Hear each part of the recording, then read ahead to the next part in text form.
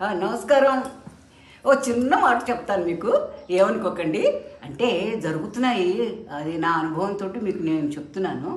అలా జరగకుండా ఉండాలి అన్న ఉద్దేశం, అంతకన్నా ఇంకేం కాదు.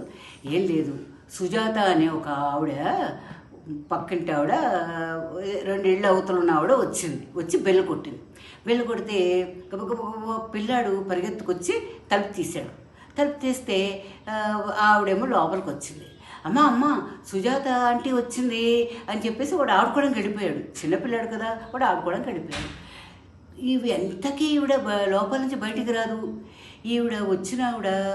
ఆవిడ పేరు జానకి. ఆవిడ ఎంతసేపు నిలబడింది. ఏంటి ఈవిడ బయటికి రావటం లేదు.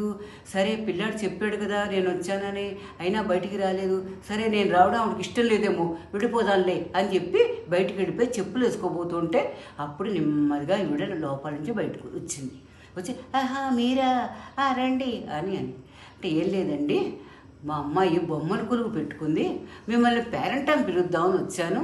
మరి అదే ఇంకా మీరు పనిలో ఉన్నారేమో, అందుకోసం ఇంకా వెళ్ళిపోదామని చెప్పి వెళ్ళిపోతున్నాను. లేదు రండి కూర్చోండి అంది. ఏంటంటే ఇప్పుడు మనం పనిలో ఉన్నాం అనుకోండి, ఎవరైనా వచ్చి బెల్లు కొట్టినప్పుడు ఒకసారి వచ్చి పలకరించి వాళ్ళని కూర్చోండి, కొంచెం నేను పనిలో ఉన్నాను, పోపు మాడిపోతుందనో కూర మాడిపోతుందనో ఒకసారి కలిపేసి వస్తారు, ఒక్క నిమిషం కూర్చోండి అని చెప్పి వెళ్ళారనుకోండి. ఆ వచ్చిన వాళ్ళకి ఏంటంటే సరే కూర్చుంటారు, ఆవిడ పనిలో ఉంది కదా వస్తుంది అన్న ఒక ఇది ఉంటుంది.